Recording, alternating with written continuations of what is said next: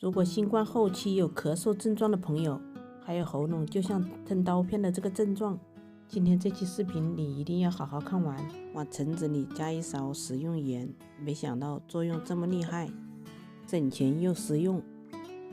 包括我在内，咳嗽几天都不好。首先选择这种果冻橙，汁水多也很甜。放进碗里，先加适量的清水，再用盐把橙子的表皮搓一搓，尽量的多搓一会儿，洗去表皮上面的农药残留和果蜡。洗干净之后，可以更有利于释放橙子中的营养。搓一会儿之后，再倒适量的清水清洗干净。洗干净之后，放在菜板上，去掉橙子的两端。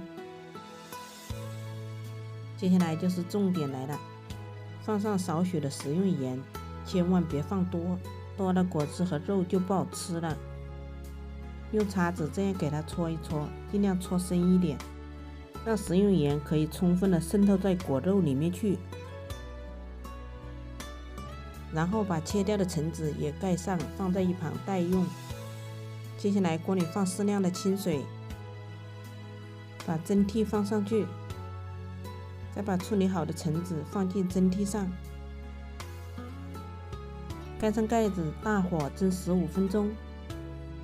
15分钟后不要急着揭盖子，再焖5分钟，这样效果会更好一些。时间到了，闻到一股清香，感觉鼻子都通气了。这就是传说中的盐蒸橙子，一定要趁热吃完。我每天蒸2个来吃，感觉好很多了。家里有小阳人的朋友可以试一试这个方法，甜中略带有咸，味道也很好。吃完之后感觉嗓子舒服多了。这种橙子的吃法清澈有效，有需要的朋友记得点赞收藏一下，或者转发给亲朋好友，让更多的人快点受益。